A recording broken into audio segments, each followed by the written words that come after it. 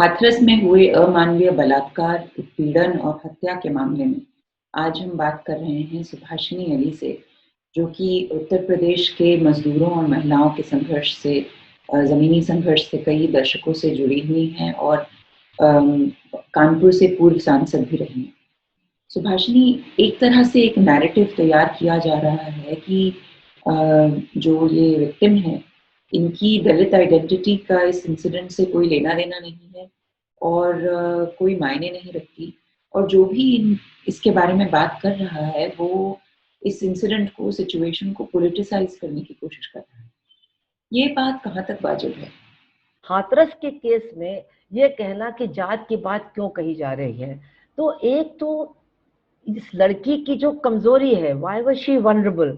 She was obviously vulnerable because she is poor, she is vulnerable because of her caste, she belongs to the Valmiki community. वो इलाका बहुत ही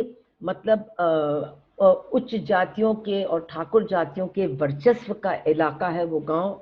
जिन लोगों ने हमला किया लड़की के ऊपर, उनका पिछला इतिहास है और इस लड़की के परिवार के साथ भी उन्होंने इसके पहले भी दादागिरी की है। So all these things are there. So this kind of approach, oh why you bringing caste into it, ये तो महिला हिंसा की बात है। ये एक तरीका है इस नृशंस घटना को एक तरह से स्वीकार्यता देना, मतलब कि ये any kind of gender violence का एक और उदाहरण है। ये भूमिहीन परिवार है, जिन्होंने हमला किया वो भूस्वामी लोग हैं, ये दलित परिवार है, हमला करने वाले ठाकुर हैं। और फिर ये सवाल आता है कि अगर इसमें जातीय मामला नहीं है तो फिर पूरे के पूरे प्रशासन ने आखिर इतना जोर क्यों दिया इस बात पर कि बलात्कार नहीं हुआ है, उन लड़कों को, उन अपराधियों को बचाने का काम क्यों किया? क्योंकि शुरू में तो लड़की की जान बची हुई थी। It was an attempt to murder and SC/ST Act was also there. But obviously we have seen in Uttar Pradesh, this is our experience, that people are let off, they are given bail very easily. So maybe it was the understanding that अगर gang rape, क्योंकि gang rape is now considered the most heinous of crimes for which even death penalty is being, we don't support death penalty, लेकिन मृत्युदंड भी सामूहिक बलात्कार के लिए दिया जाता है। तो जानबूझ करके लगातार ये कोशिश प्रशासन की तरफ से हुई कि बलात्कार का केस न बने और बलात्कार का जो आरोप है उसको कमजोर किया जाए। तो इस परिस्थितियों में, इस संदर्भ में लड़की की जात और अपराधियों की जात बहुत महत्वपूर्ण हो जाती है। Not only that, the day after her death there was a procession taken out in Hathras. एक जुलूस निकाला गया सवर्ण समाज के बैनर के पीछे और ये कहा गया कि ये सवर्ण लड़कों को फंसाया जा रहा है। तो फिर जात के नाम पर अपराधियों का साथ कौन दे रहा है, इस पर कोई सवाल क्यों नहीं हो रहा है? एंड टुडे और yesterday, I am not very sure, लेकिन बगल के गांव में एक बीजेपी का जो सांसद है, जो उच्च जाति का है, उन्होंने एक अपने गांव में बड़ी सभा की। And in that big meeting, the BJP MP and his supporters who belong to the upper caste and the caste of the perpetrators of the crime, उन्होंने इस बात की मांग की है कि इस बच्ची के परिवार के खिलाफ मुकदमा कायम किया जाए, झूठा केस और झूठे बयानात को लेकर के।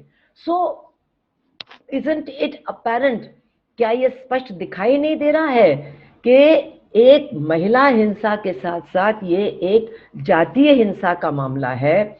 एक जो खास परिस्थितियों में जो सवर्ण जातियों के अंदर एक आत्मविश्वास है कि वो कुछ भी कर सकते हैं और दलित जातियों के अंदर एक भय है, ये सारी चीजें बहुत स्पष्ट रूप से दिखाई दे रही हैं। और मैं फिर कहूंगी कि योगी सरकार के आने के बाद ये सारी चीजें बहुत ज्यादा स्पष्ट रूप से जनता के सामने आ रही हैं।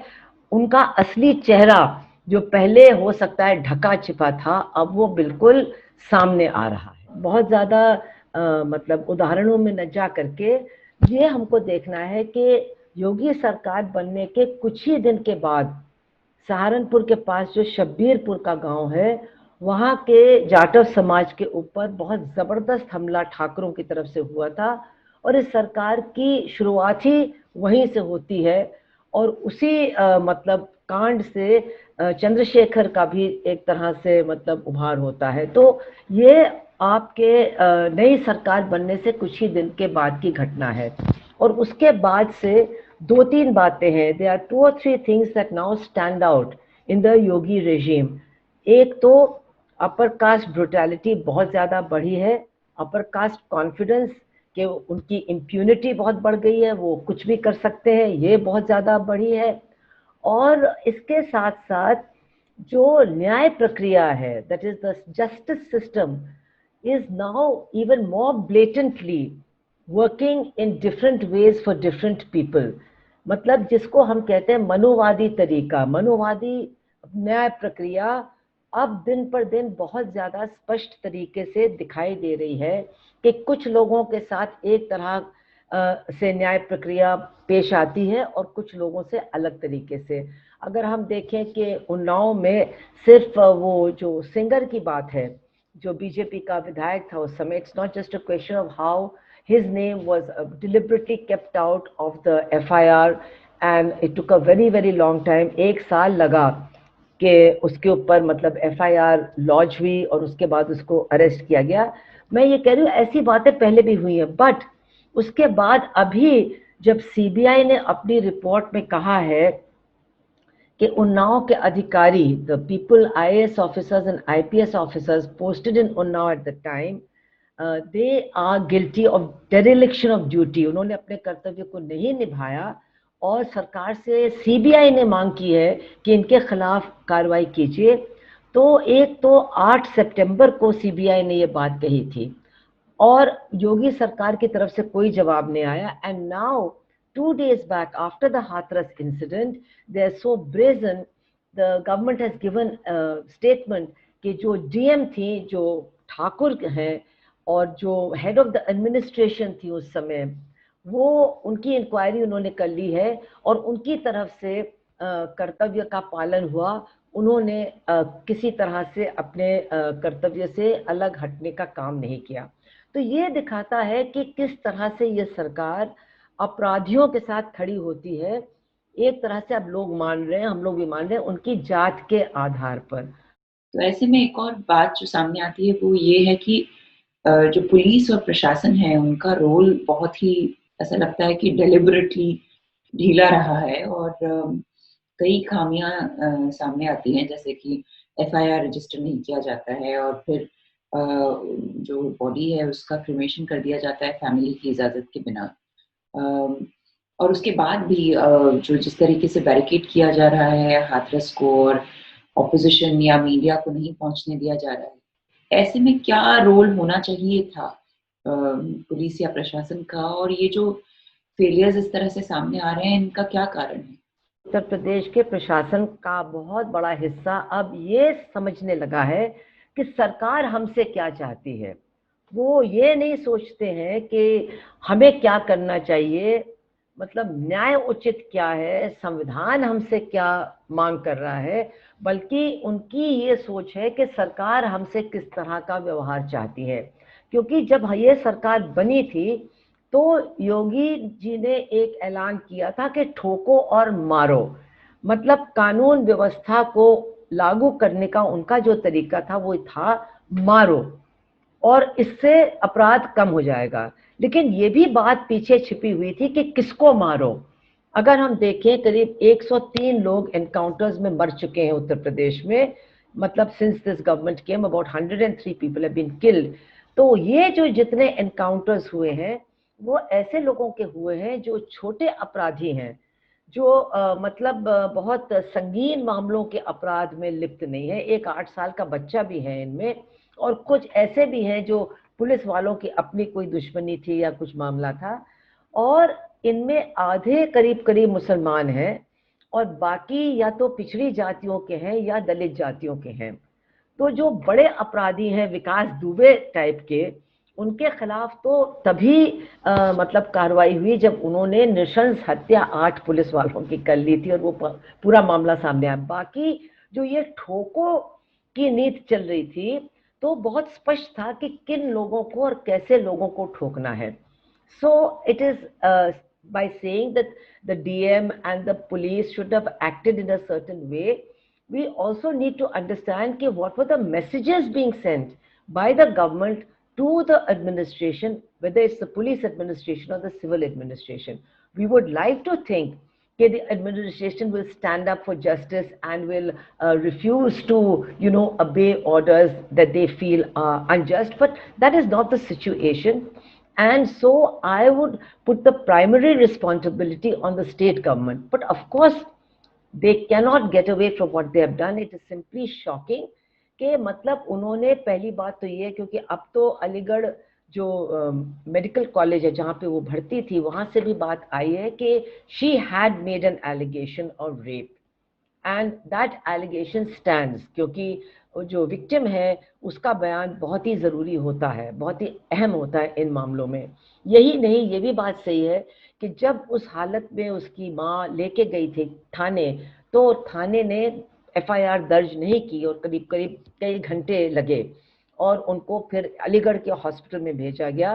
कई दिनों के बाद जब उसकी हालत बहुत बिगड़ी उसको दिल्ली शिफ्ट किया गया। लेकिन मतलब अभी इंक्वायरी चल रही है, जांच चल रही है, लेकिन फिर भी पुलिस को और डीएम को इतनी जल्दी है ये कहने के लिए कि नहीं रेप नहीं था, नहीं बलात्कार। क्यों ऐसा, क्यों भाई? सारी बातें तो सामने आएंगी, सारे तथ्य सारे दस्तावेज सामने आएंगे, आपको इतनी जल्दी क्यों है? तो जल्दी शायद इसीलिए थी कि जो एफआईआर थी उसको कमजोर करना था। They wanted to make it a weaker FIR, and we have seen this in the Chinmay Anand case also. There was a deliberate attempt, and they did make the FIR against Chinmay Anand weaker. So ये जो हुआ है इससे कई सवाल पैदा होते हैं। और फिर जो मतलब बर्बरता और अमानवीयता की हदों को इन्होंने पार किया, और जो एक साधारण और न्यूनतम नैतिकता है कि मतलब जो परिवार है उसको आप लाश दें ताकि परिवार अपने तरीके से उस लाश को नहलाए और उसको कपड़े पहनाए, चंदन लगाए, जो भी उनके रीत रिवाज हैं, और उसके बाद अपने हिसाब से उसके अंतिम संस्कार करें। और जो लोग मानते हैं इन चीज़ों को वो जानते हैं कि आधी रात को यानी सूर्यास्त के बाद ये दाह संस्कार नहीं होते हैं। लेकिन इन सारी चीज़ों को बिल्कुल तिलांजलि दे करके अपनी पूरी अमानवीयता, बर्बरता, मतलब इंसानियत को जैसे बहुत दूर रख दिया हो, वहाँ के प्रशासन ने लोग उनकी वो लाश, बच्ची की लाश, लड़की की लाश माँ बाप को न दे करके उसको मतलब एक तरह से उस लाश का अपहरण किया। और ऐसा लग रहा था कि वो बता रहे हैं कि जीते जी भी तुमको सम्मान नहीं मिला, तुम्हारे परिवार को सम्मान नहीं मिला, और मरने के बाद भी तुम्हारा अपमान होगा और तुम्हारे परिवार की भावनाओं का अपमान होगा। ये जो संदेश गया है प्रशासन का, इसने लोगों को हिला दिया है। ये जो आक्रोश आज दिखाई दे रहा है, ये जो गुस्सा आज दिखाई दे रहा है, ये उसी का नतीजा है। फिर वो प्रेस को नहीं आने देना, नेताओं, ये तो सब उसी का एक हिस्सा है। आपने आक्रोश की बात की तो मेरा आखिरी सवाल यही है कि किस तरीके से राजनीतिक संगठन या पार्टियां, मीडिया या और भी अन्य कई एक्टिविस्ट्स अपने संघर्ष को, अपने प्रतिरोध को इस घटना के बाद बीजेपी सरकार के खिलाफ यूपी में और केंद्र में जारी रख सकते हैं और उसको और मजबूत बना सकते हैं? देखिए वो तो हो रहा है। People are not only protesting in Uttar Pradesh and in Delhi, they are protesting all over the country. आज मैंने देखा कि वाराणसी में शायद मिसेस ईरानी गई थी तो वहाँ भी प्रोटेस्ट हुआ। ये बहुत स्पॉन्टेनियस प्रोटेस्ट है। Of course the opposition parties, various organisations are obviously involved in the protest, but spontaneously among the people there is a sense of horror. लोगों के अंदर एक मतलब एक सवाल है कि ये हो क्या रहा है, हम कहाँ जा रहे हैं, हमारा समाज कहाँ जा रहा है, जब इतनी बर्बर और नृशंस घटना के बाद भी इतनी मतलब अमानवीयता का परिचय सरकार और सरकारी अधिकारी दे रहे हैं, तो आखिर हमारा समाज कहाँ जा रहा है और क्या कोई अब सुरक्षित रहा उत्तर प्रदेश में? ये बहुत बड़े सवाल है और इसलिए अपने अपने तरीके से लोग प्रतिरोध कर रहे हैं और ये रुकने वाला नहीं है, ये आगे और बढ़ने वाला है। हमसे बात करने के लिए आपका बहुत बहुत शुक्रिया सुभाषिनी। यही उम्मीद है कि जनता का आक्रोश और प्रतिरोध दिन ब दिन बढ़ेगा और यूपी सरकार को इस इंसिडेंट का जवाब देना पड़ेगा।